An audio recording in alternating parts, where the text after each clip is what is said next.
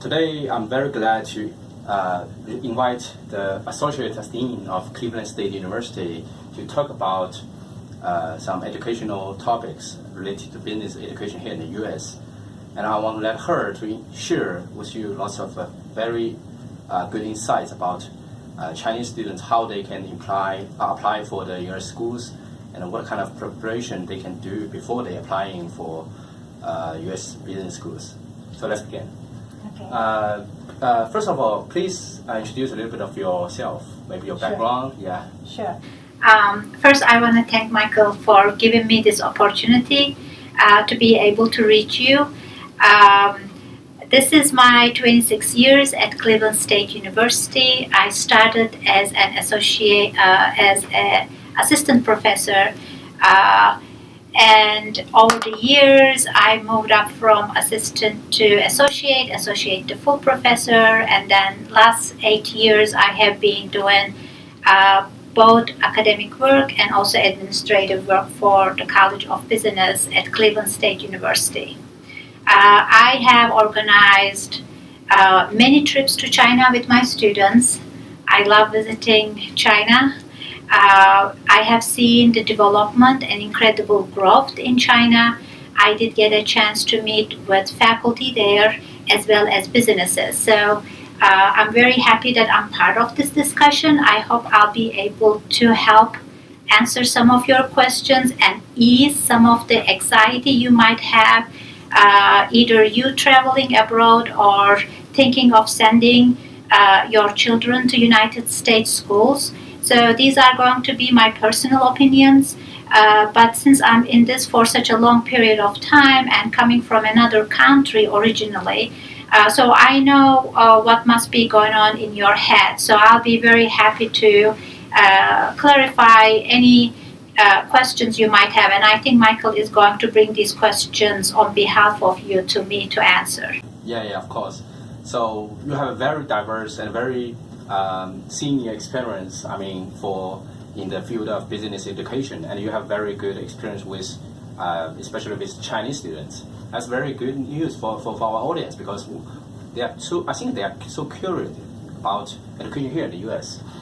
My first question is about, can you compare the difference between U.S. business education and the rest of the world? Sure. Is there any special points about U.S. business education? Sure.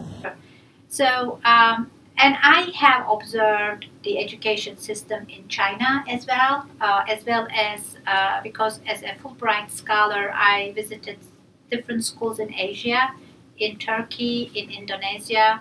I visited school in Sweden, so I kind of know the differences because education systems align very well with the culture of that country, and I do have some familiarity with the way things go in China, and I hear from Chinese students in terms of these differences.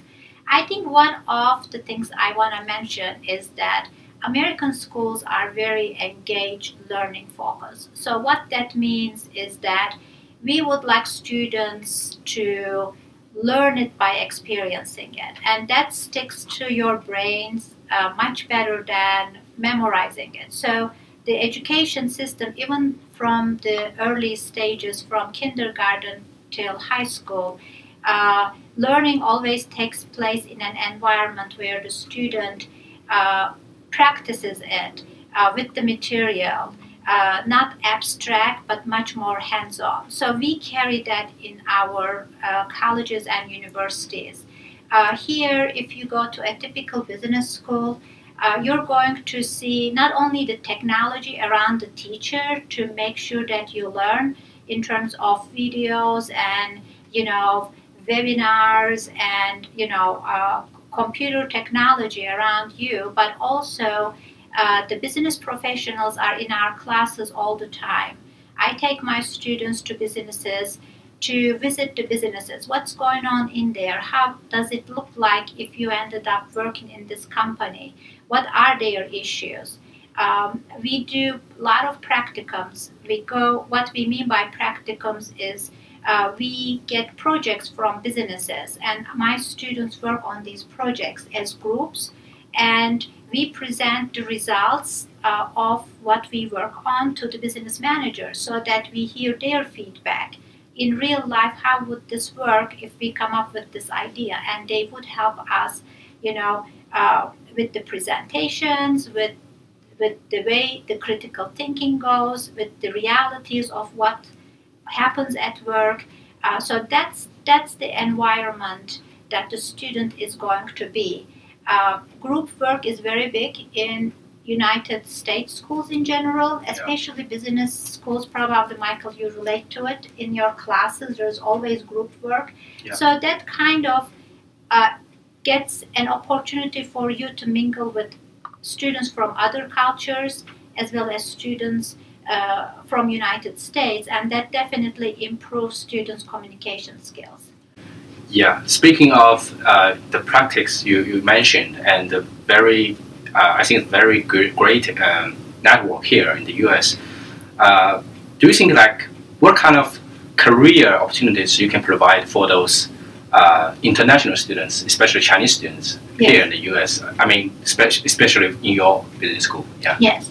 So I am directing the student engagement and success program here. So what I do every day is to reach out to companies to, create opportunities for my students to do one of maybe I would say 3 things.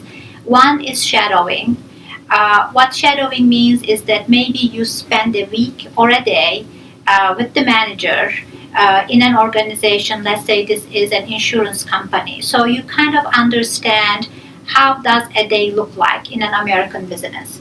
For international students, that is a good option. It's just because of the fact that because of the visa problems, I wouldn't say visa problems, but because of the work permit problems, a lot of the American companies today are hesitant to hire students even for internship purposes. So I'm struggling with the companies' limited understanding of hiring international students as interns. International students are actually allowed to do internship here because their visa allows them to get what we call CPT or OPT, and they can actually legally work and earn money. But companies, because of all the government changes taking place recently, do not quite know how the paperwork goes, so they're hesitating to deal with it, and they rather not deal with it at all. I do provide education to business managers here to educate them about. I usually bring an immigration lawyer and invite business managers, and the immigration lawyer, brings it out all the, things that the students can do to educate them that this is not something that they should be worried about, and it, because our international students are very capable and very smart, so it can actually benefit their company. So we're working on it. I hope we are going to get there, but that's one of the challenges.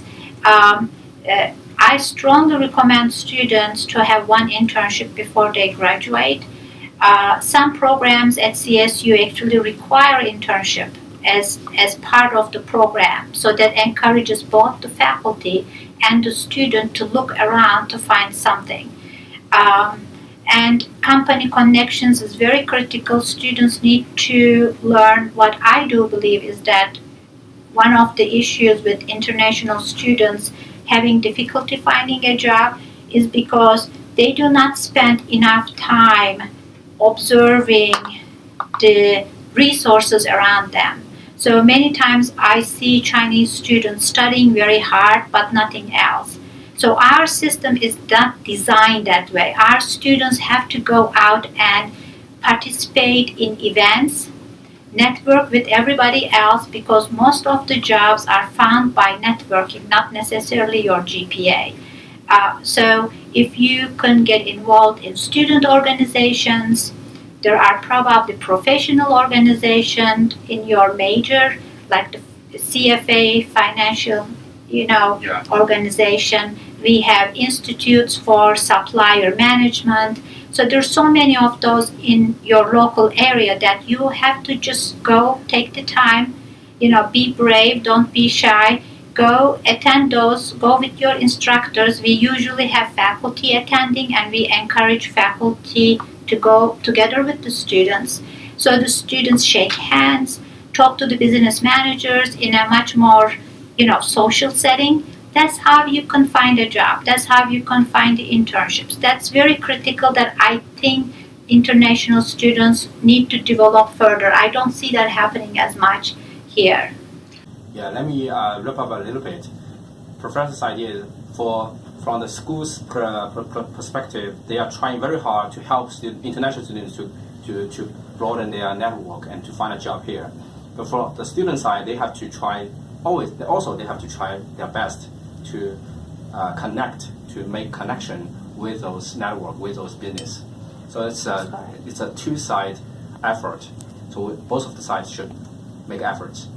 So my next question, very interesting. I think it's a little bit more interesting than questions before. Lots of Chinese students care a lot about the ranking about U.S. and U.S. business schools and U.S. programs. Do you have any insights you can provide about the ranking? How they get reference from those rankings? Sure. So I think this is a big question for parents more than students. I think the students probably go to have different choices, but parents want what is the best for their kid, and it seems like the ranking becomes at the top of their list in terms of what is a good school to go to. Obviously, we have many good schools.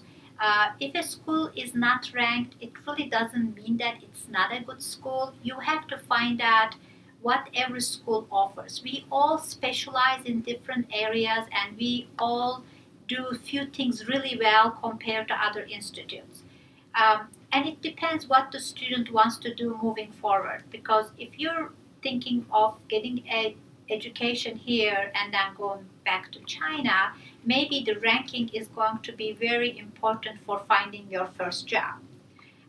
In United States, if you are thinking of staying here longer, finding opportunities here, then I would suggest you look at other things the school can offer. Some schools like Cleveland State, because we're more engaged learning focused, we probably will be more impactful to you finding something here. If we try hard enough, the students and us, for them to be able to do an internship can be leading into a position in a global company. So our resources are more allocated that way. Where the school is very, very important. A lot of the school in United States, and I think that's one mistake a lot of parents make, a lot of the schools are located in small towns.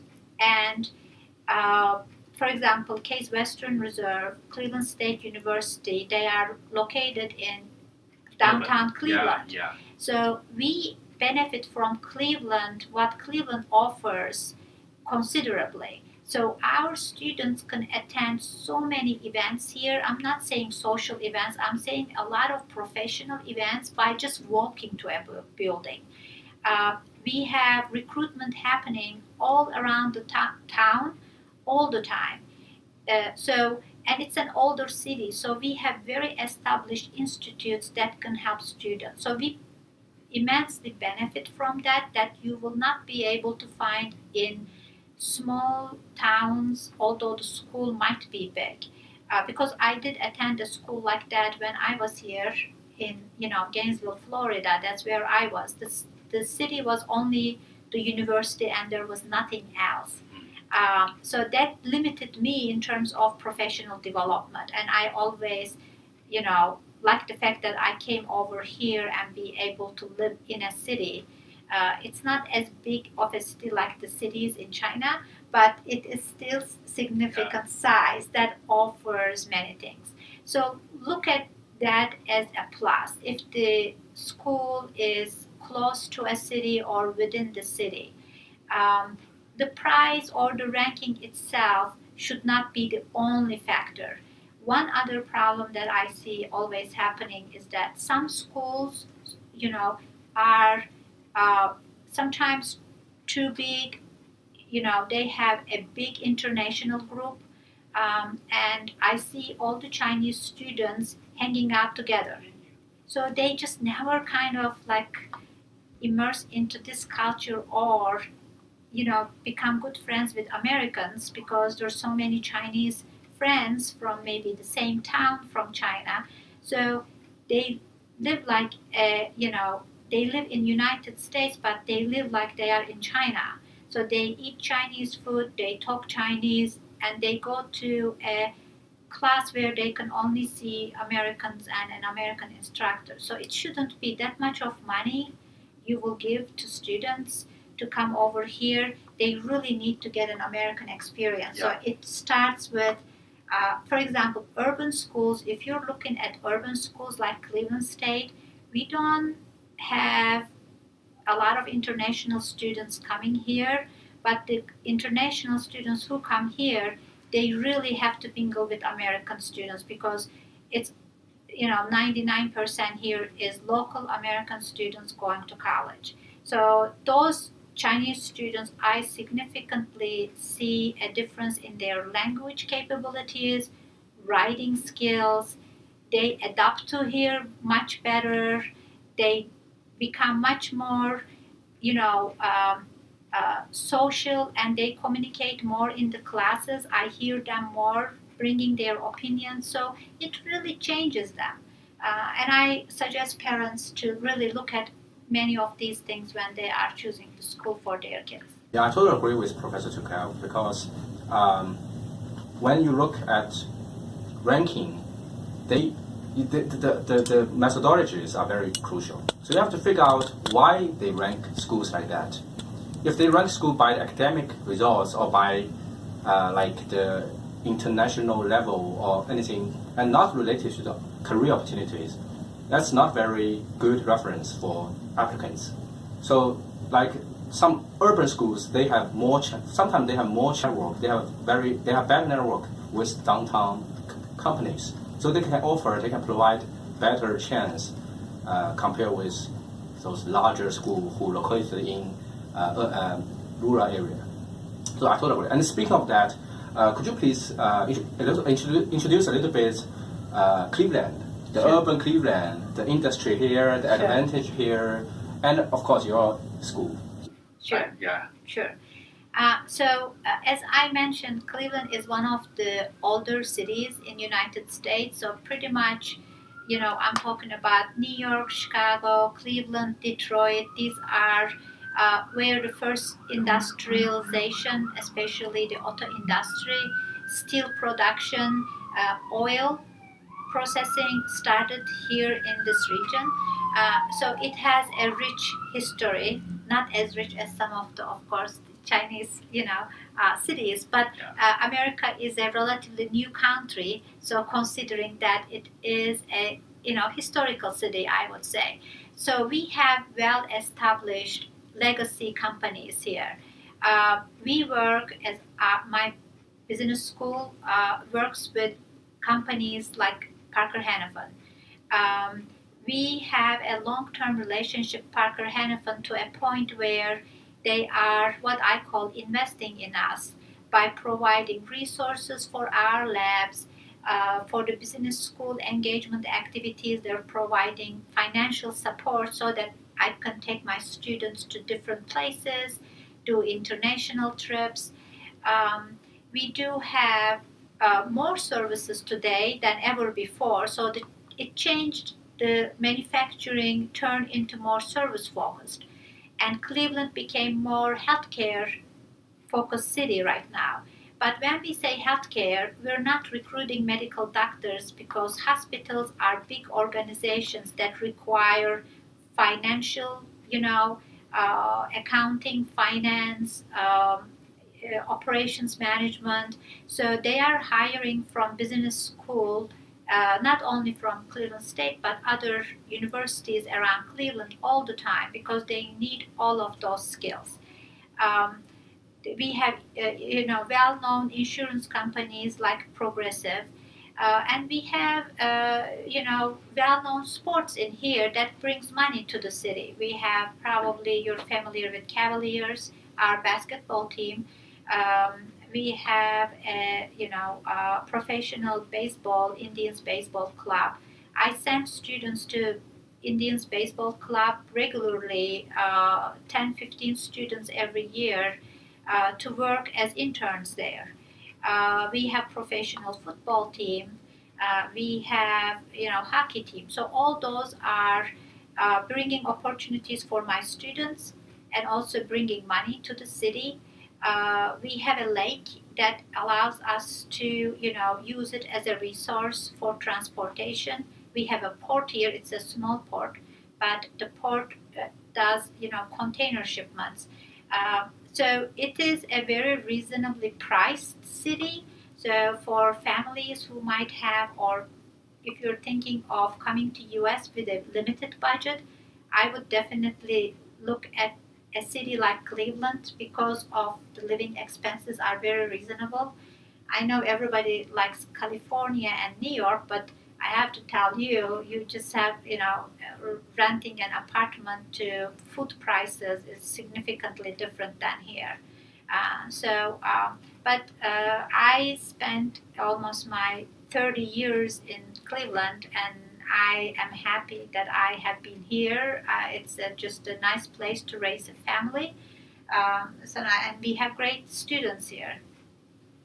Yeah, so I also agree with you about that because Cleveland is really a great place to live and to experience the real American way of life. Maybe in city like New York, some people there are not from US. They speak like English is their second language.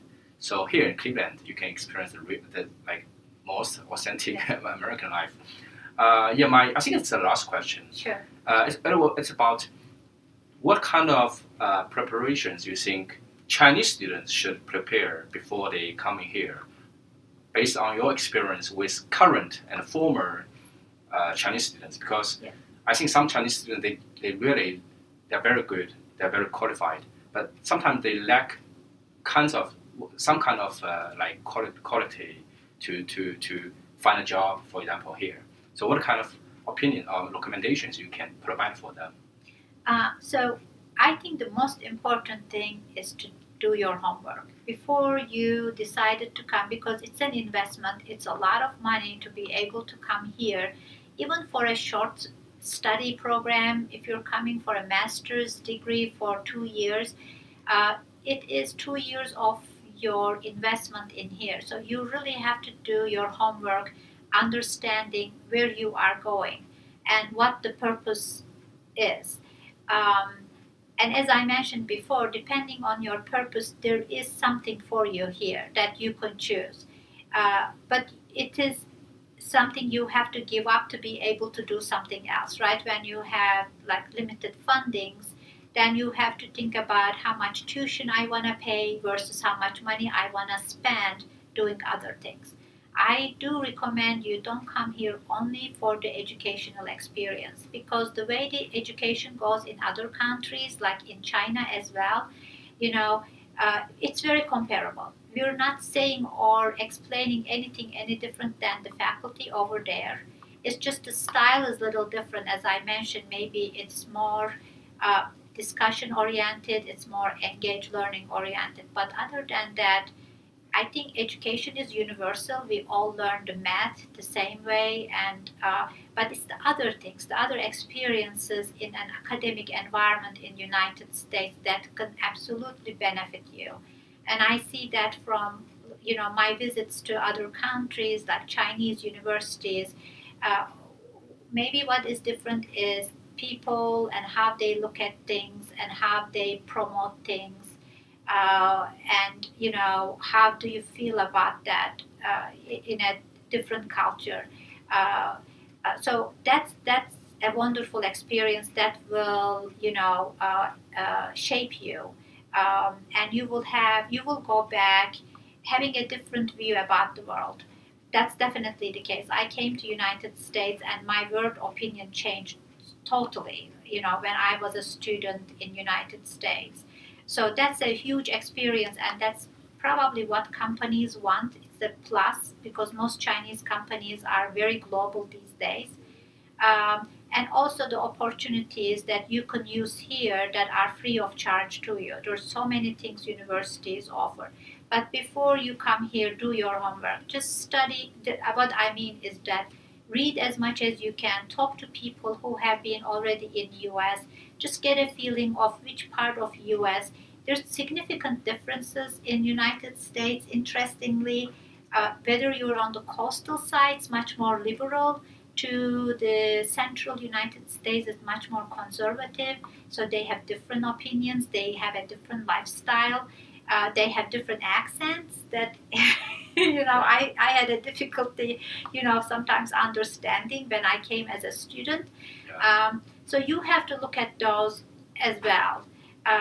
But just make the most out of it when you are here. It's just not only studying in the classroom. Thank you, Sure. Professor Tukel. So I Thank think you. today Professor provided very, very good information about how to choose business school, U.S. business school, what difference between U.S. business school and Chinese business school, and how Chinese students should prepare before they come here to the U.S. Very useful. I hope that people can not only care a lot about the ranking and those top 20 schools, but also you can do your homework and check university like Cleveland State University and lots of other urban universities. Maybe you can find very good opportunities in those schools. And thank you again, Professor. Thank you. And I think today we'll finish today's interview. Have a good weekend. Bye bye. Bye.